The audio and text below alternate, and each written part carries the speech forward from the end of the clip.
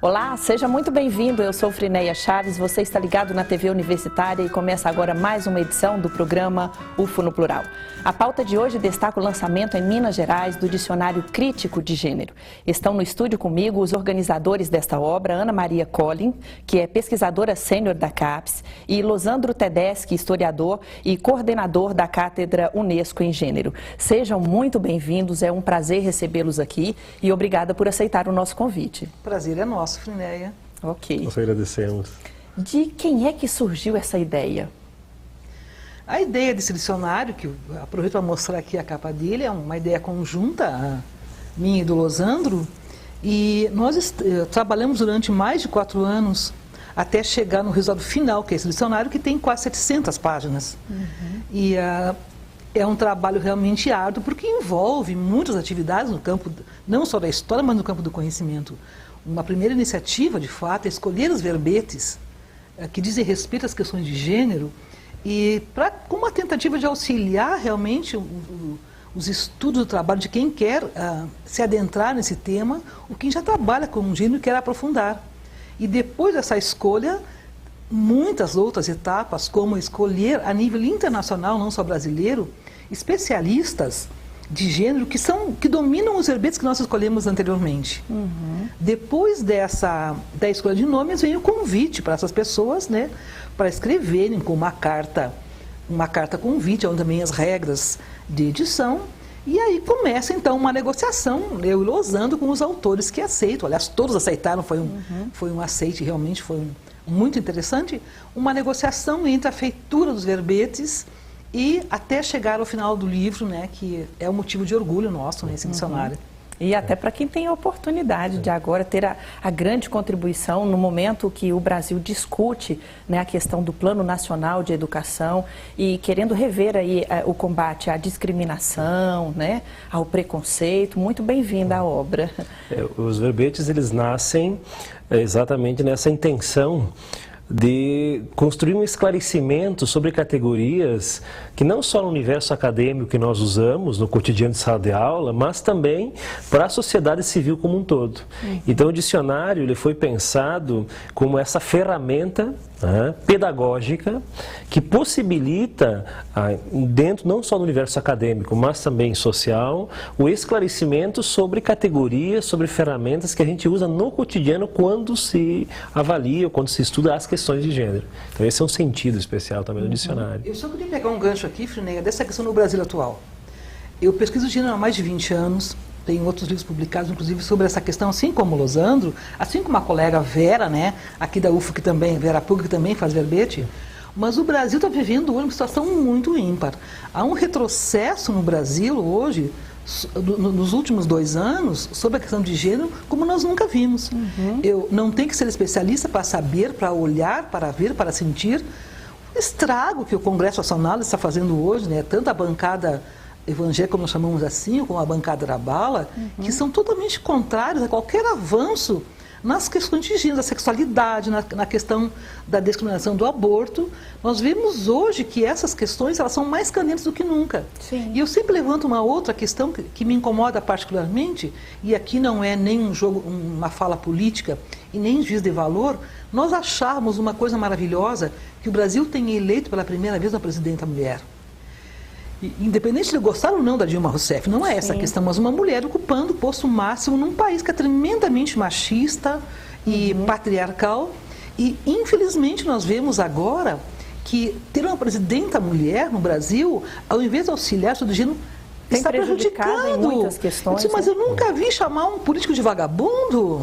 São políticos, às vezes, corruptos, ladrões, e que não fazem nenhum serviço ao Brasil. Ninguém chama um político de vagabundo. Mas a presidenta, tu chama de vagabunda, tu chama de vadia. Né? Então, eu acho que agora, nesse retrocesso que o Brasil está passando as questões de gênero, eu acho que o dicionário desses vem a calhar realmente. Sim, né? Porque a impressão que a gente tem é que o machismo ele está ganhando mais poder, né? Parece que estava latente, né? E agora está florescendo. De repente, não é? Quer dizer, houve tantos progressos com a questão do movimento feminista, né? E de repente ou uma estagnação, ou como você bem colocou, um retrocesso, né? E agora esse caráter indisciplinar, né, interdisciplinar, ele já foi pensado desde o início, colocar as disciplinas para conversarem entre si, a sociologia, a religião, isso foi proposital? Bom, quem trabalha com gênero sabe que nenhuma área dá conta sozinha da questão de gênero. Porque trabalhar com gênero hoje pressupõe uma alquimia de categorias sociais também. Tu tem que trabalhar com a questão de classe, com a questão de raça, com a questão da geração, porque ser mulher jovem, mulher velha é diferente, né? Ser mulher negra, branca é diferente. Então, além de ter que fazer uma alquimia de categorias, também gênero é interdisciplinar. Tem um atravessamento de várias disciplinas. Se tu olhares nas universidades hoje, quem trabalha com gênero, eu não sei quem trabalha mais. Se é psicologia, se é sociologia, se é história, se é antropologia, né? Então esse pessoal todo trabalha com gênero e parece que exige que tu faça uma abordagem, que tu cerque um objeto assim, porque inicialmente falávamos de gênero como a relação entre homens e mulheres, não é? A relação de poder ou a construção cultural dos sexos, homem e mulher. Hoje não, né? No mundo de hoje, e eu acho que o Taná também está levantando muito essas questões, no mundo de hoje não é mais só homem e mulher. Há uma relação, sim, de gênero entre homens e mulher, mas se nós olhamos hoje a questão das novas sexualidades, não é? Os novos formatos de família. As novas parentalidades, não é? Pai e pai, mãe e mãe. Essas sexualidades que aparecem no cotidiano, que são os transexuais, os transgêneros, os queer e tal, eu acho que temos que dar conta desses novos sujeitos que aparecem. E eu acho que esse caráter interdisciplinar, ou transdisciplinar, juntando aqui intelectuais que são de diversas áreas do saber, inclusive do direito, né, faz com que nós possamos, quem sabe, dar conta dessa nova configuração sexual também que passa o Brasil e que passa em vários países do mundo. Né? Porque uma coisa é ser diferente, outra coisa é ser anormal, né? E por mais que a gente tenha uma Constituição lá de 88 e que prega a questão da igualdade, do respeito, não é isso que a gente vê, né? E além disso, historicamente, desde as primeiras conferências mundiais de mulheres, passando por Beijing, hoje o gênero é algo consolidado mundialmente. A ONU tem como prioridade debater e aprofundar políticas públicas na questão de gênero.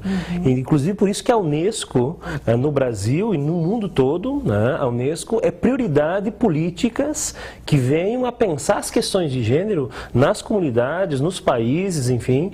Então, a questão de gênero está consolidada mundialmente. E no Brasil, como a Ana coloca, estamos vivendo um momento de retrocesso, infelizmente, quando se pauta debate sobre a questão da diferença. Então, lamentavelmente, nós estamos indo contra aquilo que o mundo hoje está consolidado nas questões e nas políticas, por exemplo, de gênero. Eu quero também levantar um pouco uma questão que tu falas ali, eu acho fundamental, essa questão das leis. Eu trabalho com isso, digo e repito, porque acho que nós precisamos falar em todos os lugares, qual é a radical desigualdade de gênero? É a violência contra a mulher. Esse seria o ponto, pente fino, da desigualdade. A violência no Brasil tem aumentado de uma maneira atroz. Eu acho que nunca se matou tanto ex-mulher, ex-amante, ex-namorada. E nunca se bateu tanto em mulheres, namoradas, amantes, etc. Mas o que eu queria frisar aqui, e acho que eu tenho que aproveitar esse debate assim, que são também pedagógicos, é que não tem nada a ver isso com a questão da legislação. Nós temos uma legislação avançadíssima, inclusive em caráter de mundo. Não nos falta nenhuma lei. Porque tu vais ter uma carta de 88, que é igualitária, que proíbe, claro, que proíbe qualquer discriminação. Nós vamos ter uma lei Maria da Penha, que é para coibir a violência, para colocar na cadeia, inclusive, agressores. Nós temos o novo Código Civil, que também acabou com aquela minoridade feminina. Então, nossa questão não é de leis. Leis nós temos. É comportamental. É a questão cultural, que eu digo assim, né? É cultural, é bem mais que comportamental. Mas parece que ela está muito mais enraizada, né? Inculcada em homens e mulheres, não só em homens, né? Do que as leis. Então, as leis estão aí e elas viram quase letra morta quando chegam no cotidiano, nas relações familiares, né? Sociais. Porque a gente sabe também que, por exemplo, a violência contra a mulher, o maior número de casos se dá dentro de casa, não é que é um homem na rua que te ataca. Não é um estranho, né? Não, é um familiar. É alguém da família, né? Isso é uma questão muito séria. É verdade. Já já a gente continua o nosso bate-papo. O UFO no Plural vai para um rápido intervalo. Continue ligado, nós voltamos já já.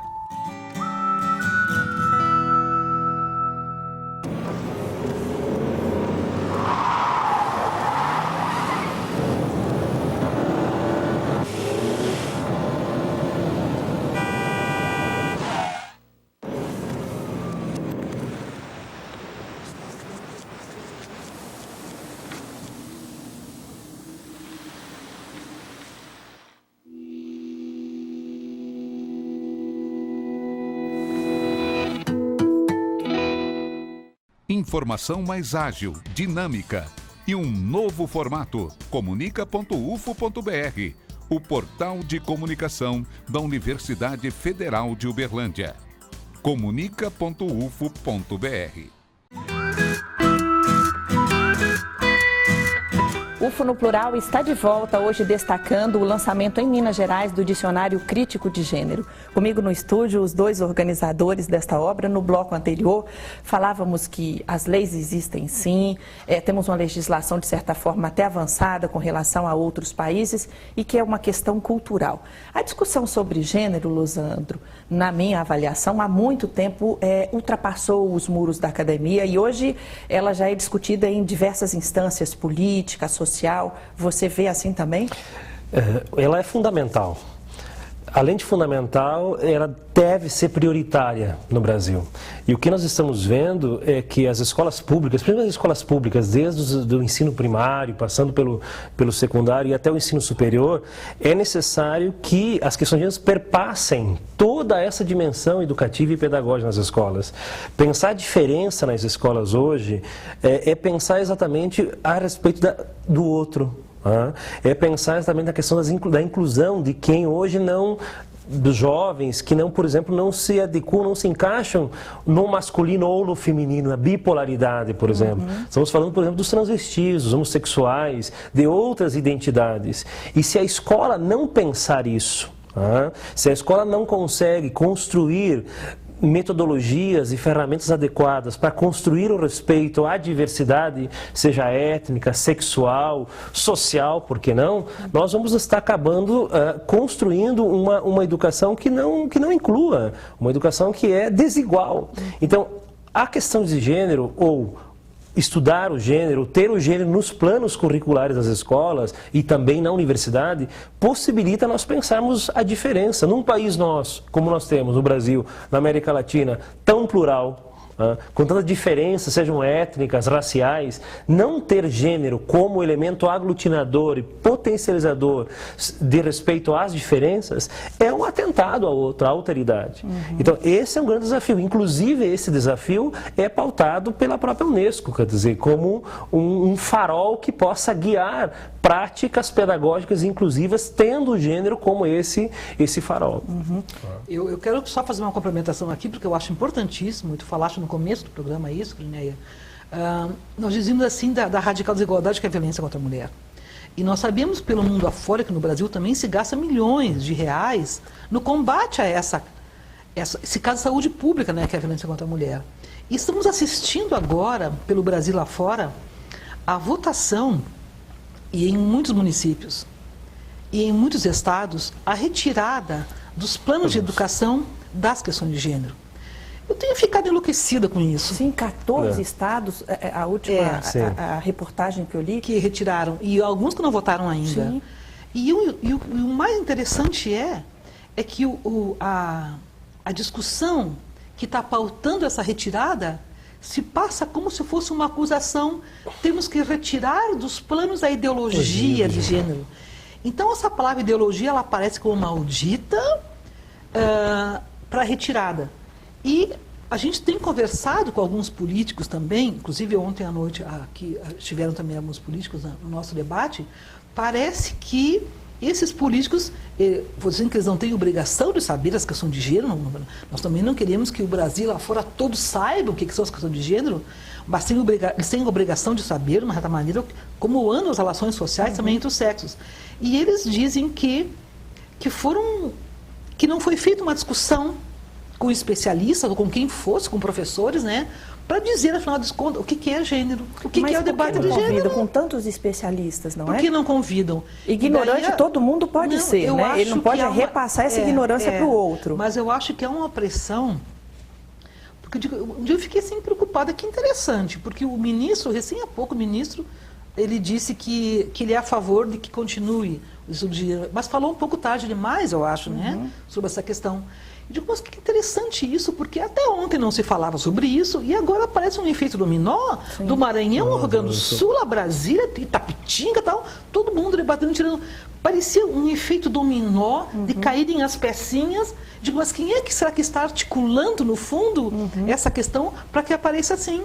Nós temos suspeitas, é claro, nessa, assim, essa questão da igreja, porque estão transformando, então, aí vem a questão de ideologia, estão transformando as questões de gênero somente no campo da sexualidade, que trabalhar com gênero era trabalhar com homossexualidade.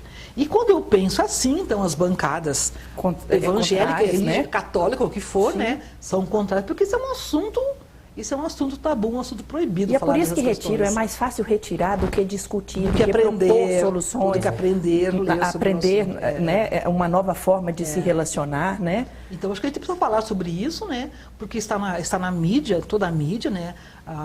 No fundo, o descontentamento de quem trabalha com isso e de quem sabe os problemas que vão ocasionar a retirada dessa questão. Porque as questões sexuais, sexualidade estão aí. A violência contra a mulher, como homossexuais, estão aí. Nós não vamos retirar isso aí do campo. Mas retirando dos planos, sim. Nós iremos atrasar, inclusive, a discussão sobre essas questões que estão pautando a vida social brasileira. É verdade, porque assim, isso é fato. Eu estava lendo uma reportagem e que uma criança voltou da escola e disse para o pai, quando eu crescer eu quero ser gay igual ao meu professor. Então, quer dizer, não tem como fugir, não há fuga para esse tipo de questão, né? Quer dizer, está na cara, quando eu crescer eu quero casar com uma mulher. E por aí vai, é uma infinidade. O respeito tem que haver, né? Ele é essencial. Eu não entendo, sabe que uma coisa que eu não entendo? Por que é que a sexualidade incomoda tanto a questão dos conservadores em especial? Sim. Meu Deus do céu, que problema que tem se eu tenho um amigo gay? Ou se eu tenho uma amiga que é transexual? O que isso incomoda na minha vida? É como se estivesse tirando a propriedade do outro, ele não pode ser, né? Sabe eu não consigo entender. O que incomoda tanto a questão da sexualidade? E uma das questões que a Ana coloca e que está de fundo, e que pautou um pouco essa decisão, essas decisões conservadoras e arcaicas em relação à questão de gênero, é o termo família. Então, o termo família, ele é um termo no Brasil hoje, no mundo todo, que está sendo pautado exatamente por uma ótica religiosa, né, conservadora, e que não consegue fazer uma leitura atual das novas famílias, das novas parentalidades. Né? Então, isso foi um dos argumentos, dentre vários outros argumentos, que pautou a retirada das questões de gênero. Então, isso no Brasil hoje é um retrocesso muito forte, porque isso vai literalmente ir ao encontro de uma realidade que é outra, completamente diferente das crianças que chegam, que têm pais que são homossexuais e assim por diante. Então eu vejo que do ponto de vista de desafios, nós temos aí pela frente uma luta muito grande de tentar, no cotidiano, nas salas de aulas e nos espaços que nós atuamos, enfrentar isso com exatamente, não apenas estudo, né, Ana, mas principalmente práticas que possam visibilizar essas novas tipologias familiares que no Brasil hoje está colocada, está dada, é real. E a responsabilidade de cada um não é esperar que a academia faça, exatamente, que a política proponha, exatamente, que os governantes determinem. É cada um fazer por si. E legal de você ter tocado nessa instância família, porque ela é a primeira, ela é a base, né? Então é preciso que ali já tenha uma sustentabilidade, que essa questão de respeito e de igualdade seja tratada como uma forma prioritária mesmo, né, professora? Sabe que eu coloco um ponto de interrogação às vezes na palavra família. Eu sou uma mulher de família, tenho filhos, tenho um neto, agora gosto muito, né? Gosto dessas coisas. Mas o discurso sobre a família, especialmente no Brasil, que ainda é um país patriarcal, é muito terrível. Porque é um discurso tremendamente conservador e tudo que é para barrar qualquer avanço, se usa o discurso da questão da família. Vai acabar com a família. Eu dizia ontem, assim, quando as mulheres começaram a reivindicar o voto, e o Getúlio deu o voto, entre aspas, retirou das reivindicações feministas o voto em 32, a mídia dizia assim, bom, se as mulheres vão votar, vai acabar com a família. Se a mulher assumir o país, vai acabar com a família. Não, com a família. Né? Mas a família sempre esse discurso conservador, não podemos mexer na família. E daí eu fico preocupada que aquelas mesmas pessoas que dizem, a família, tá? As mesmas pessoas que mandam retirar das escolas aquele kit anti-homofobia. Quer dizer, machismo pode. Agora, pode machismo, pode homofobia, mas não pode aborto. Não pode tirar o crime do aborto. Contraditório. Então, não, é contraditório pelo seguinte, né? Eu acho que tem que falar quando tem esses espaços assim, porque em nome da palavra sagrada, a palavra família, que é um problema isso, né? O tipo de discurso que se dá, quando se retira um possível enfrentamento da questão da homofobia, nós também temos, por exemplo, no Congresso Nacional, que é o que vai realmente nos dar a possibilidade, legal ou não, de fazer, essa campanha contra a questão da discriminação do aborto, ou da possibilidade de aborto. Isso eu gostaria muito que os senhores deputados, especialmente os homens, fossem fazer uma pesquisa de campo, certa vez no Brasil, nas cidades, para ver o número de mulheres que morrem por questões de aborto. Não falo em mulheres ricas, não, que podem ir clínicas, que estão nas clínicas em todos os cantos, mas mulheres pobres que vão em fundo de quintal e que fazem aborto com agulha de crochê, com agulha de tricô e que morrem. Tá? Eu acho que se eles fizessem essas pesquisas, as milhares de mulheres que morrem fazendo aborto no Brasil, talvez não fossem ir contra a lei de tirar e ofereceriam os hospitais públicos, né, para que a família realmente se garantisse como uma mãe de família viva. E aí eu vou até recorrer a um discurso bíblico, e eu estou falando aqui em meu nome, não da universidade, que ela é laica, né? A gente cai de novo na questão do desconhecimento e é preciso usar, perdoa, pai, eles não sabem o que dizem, né? Porque desconhecem, porque vivem só no gabinete, né? Tá faltando estudo. Ou então só recorrer a uma obra dessa natureza, né? Olha a contribuição. Vamos falar um pouquinho dela? Quantos pesquisadores, quantas contribuições. E como é que foi você que fez o contato, né, Luzandro? Como é que eles receberam essa notícia de possibilidade de ajudar? Na verdade, nós, a Ana e eu, elencamos dentro das áreas de pesquisas, da excelência da área de pesquisa, as companheiras e companheiros, e nesse processo convidamos pesquisadores do Brasil, da América Latina, da Europa, dentro das áreas de atuação, né, que vem na academia e fora dela, que são referências, né, nos verbetes.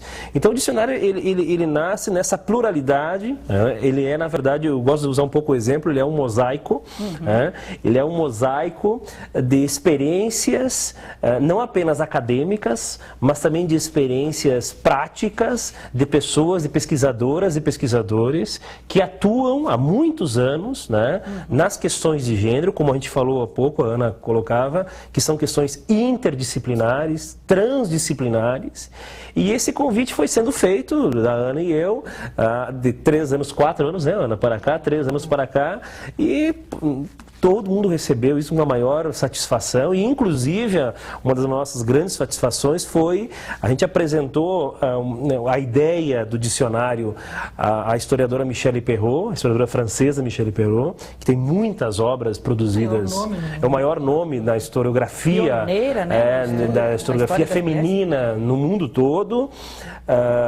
E ela, com maior prazer, né, Ana, de uma simplicidade que, como diz, os grandes têm. Só as grandes têm, nos endossa a obra e elogiando, inclusive, dizendo que não havia sido ainda pensada, em termos mundiais, uma obra que pudesse congregar essa multidisciplinaridade temática exposta ou concretizada nos verbetes. Então é uma alegria muito forte. Um diferencial também, não sei se a Academia chegou a ver o diferencial desse livro, porque esse livro tem 137 autores, né, no mundo, e 148 verbetes, 2 diferenciais.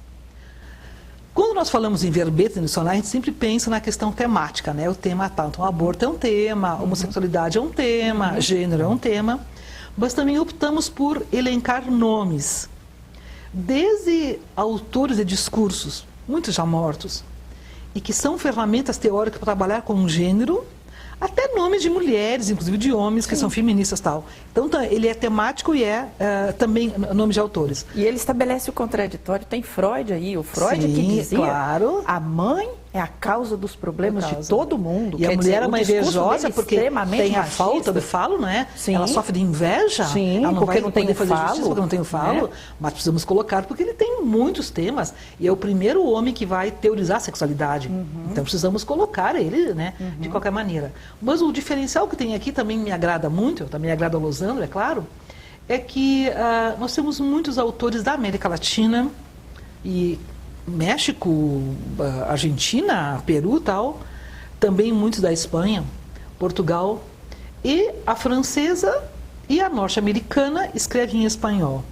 Então, assim, eu gosto muito de um autor chamado Derrida, né? Jacques Derrida.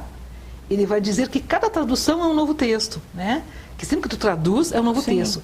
Então, o que a gente fez? A gente respeitou a linguagem do autor. O livro não é bilíngue, mas ele sai em português e em espanhol. Quem escreveu em português está em português, e quem escreveu em espanhol está em espanhol, respeitando a autoria, respeitando contribuição, a né? contribuição do autor. Porque eu sei que se nós traduzíssemos, dessemos para alguém traduzir, alguma modificação no texto original faria. Diferentemente do que a gente fez com a Michelle Perrault, que deixou o original em francês, o prefácio, e também colocou em português e espanhol. Mas está lá o original. Se nós fôssemos traduzir os textos em espanhol, nós poderia daríamos ganhar uma nova configuração. interpretação, né? Então deixamos em espanhol, para quem escreveu em espanhol. E o interessante é que a norte-americana, que trabalha com pós-colonialismo, porque pós-colonialismo pressupõe que a relação entre o dominador e o dominado, no caso dela, Estados Unidos e os países da América do Sul, ela nesse sentido também escreveu em espanhol, né? Então acho que é um diferencial super interessante. Assim. E um outro sentido do dicionário é que é uma obra aberta. Aberta no sentido que ela não é estanque. Ou seja, o desafio nosso, a partir agora do lançamento, no Brasil vamos lançar na Feira do Livro em Porto Alegre em novembro, lançamos no Mato Grosso do Sul em Dourados, lançamos na AMPU, que é o Seminário Nacional dos Encontros de Histórias dos Historiadores do Brasil. O diferencial é que é uma obra aberta, ou seja, nós agora, a partir dessa primeira edição, já estamos pensando uma segunda edição, ampliando exatamente os verbetes, ampliando o número de autoras e autores que possam colaborar, aprofundando ainda mais outros temas, outras categorias que a gente usa no cotidiano nos estudos de gênero. Então é uma obra aberta, quer dizer, essa acho que é uma das singularidades também do dicionário. Como um bom mineiro, eu vou puxar um pouco a sardinha para o meu lado.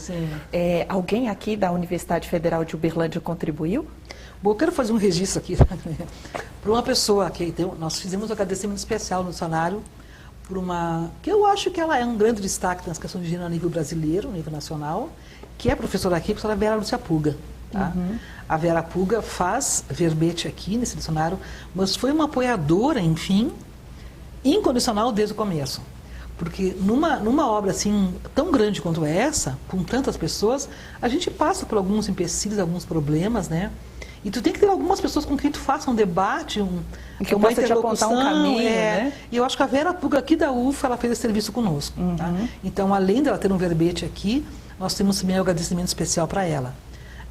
E eu aproveito para agradecer a Vera Puga e para elogiar a UFA, que tem uma professora desse tamanho. Assim, os grandes são tão bons, são tão simples. Não é? Tem orientandos dela que também contribuíram. Bom, daí tem também a professora aqui, Maria Elizabeth, que também faz o verbete. Tem 2 ex-alunos daqui, né? O Miguel e a Dolores, que também fazem verbete. Tem professores de Belo Horizonte também, né, que fazem verbete. Porque se tu quer atingir o Brasil, tem que pegar realmente as regiões todas, né? Então, eu acho que essas pessoas tiveram uma participação muito singular, muito especial no dicionário. Tá? E também por isso que estamos lançando aqui. Talvez se não tivesse ninguém da UFO, não faríamos o lançamento aqui. Então, a gente tem ido para esses lugares porque lá também tem autores de verbetes, né? Que nos chamam e... Você acabou me lembrando aqui que na faculdade, na Federal, onde vocês trabalham, tem um laboratório específico de gênero. Vocês podiam falar um pouquinho. Em Grande Dourados, né? Sim, Mato Grosso do Sul. Do Sul, da FGD. O LEG, o Laboratório de Estudo de Gênero, História e Interculturalidade, ele nasceu há mais ou menos já 8 anos. A Ana, desde a criação do laboratório, participa conosco e congrega outros professores e outras áreas do conhecimento, não só da história, história, mas também as ciências humanas e sociais, do direito, enfim. E a partir da própria atividades do laboratório, não só de pesquisa acadêmica, mas também de projetos de extensão, nós construímos uma especialização para professores de assentamentos rurais. O Mato Grosso do Sul tem uma característica, que é a região de fronteira, que é um grande número de assentamentos rurais e escolas em assentamentos rurais. E há 4 anos atrás, nós com o apoio do Ministério do Desenvolvimento Agrário, nós construímos uma especialização em estudos de gênero e interculturalidade, porque a questão indígena também é uma característica muito forte nessa região de fronteira. E a partir também dos resultados dessa especialização, a professores do campo, professoras do campo, a Unesco toma conhecimento de toda essa experiência e essas práticas, esse grupo de professores, enfim, das atividades, e a gente, em contato com a Unesco, propõe então uma cátedra. O que é uma cátedra? A cátedra é um reconhecimento que a Unesco cede de Paris, no setor de educação da Unesco, emite, por um período de 3 anos, renovável por mais 3 anos, de reconhecimento daquela instituição, daquela equipe de pesquisadoras e pesquisadores que atuam naquela temática específica. Então, a carta que nós temos hoje, que a Ana, juntamente conosco, colabora, ela é a única carta no Brasil de estudos de gênero e interculturalidade. Ou seja, pensar essa questão da diferença também dentre as culturas, e como uma região também muito forte de cultura indígena e que infelizmente nesse momento sofrem violações terríveis do ponto de vista dos seus direitos. Vocês estão acompanhando na imprensa um pouco o que acontece no Mato Grosso do Sul, que hoje no Brasil é a região de maior conflito e de violência aos indígenas, acho que na América Latina, não só no Brasil. Então a Unesco reconhece essa ação, reconhece essa prática de docentes, de professores e professoras. E pensa em formá-los melhor, e nos coloca a cátedra. Então, o dicionário também é um pouco o resultado, Ana, da cátedra da Unesco. E que nos deu visibilidade, enfim, internacional. Então, para nós isso é vamos dizer assim, é uma recompensa, mas ao mesmo tempo um desafio duplo. Responsabilidade. E uma responsabilidade de dar continuidade a esse processo. E como vocês disseram, é só um ponto de partida. Isso. A minha torcida é para que esses cursos de formação cheguem ao Distrito Federal, e eu não vou nem explicar por que não precisa, Foi um grande prazer conversar com vocês. Muito obrigada. Parabéns pela obra, viu? Obrigada a nós, Foi um prazer muito grande. Ok. Obrigado, Friné. Eu quero agradecer à Universidade Federal de Uberlândia, a toda a equipe, a professora Vera, fazendo jus ao agradecimento da professora Ana pela acolhida, e dizer que nós estamos disponíveis, a Ana, que reside em Porto Alegre, mas também colabora conosco em Mato Grosso do Sul, a hora que vocês necessitarem, a gente está disponível para outros esclarecimentos. Já fica aqui o convite para voltarem quando tiver aí a segunda etapa desse trabalho. Exatamente. Muito obrigada. Obrigada também a você que está em casa pela audiência e pela preferência. Se você gostou e quer rever este programa, ele será reapresentado no sábado às 14h aqui pela TV Universitária. A partir de amanhã ele estará disponível também no portal da UFO. Acesse comunica.ufo.br. O nosso próximo encontro é na semana que vem. Aproveite muito bem o seu tempo. Um grande abraço e até lá.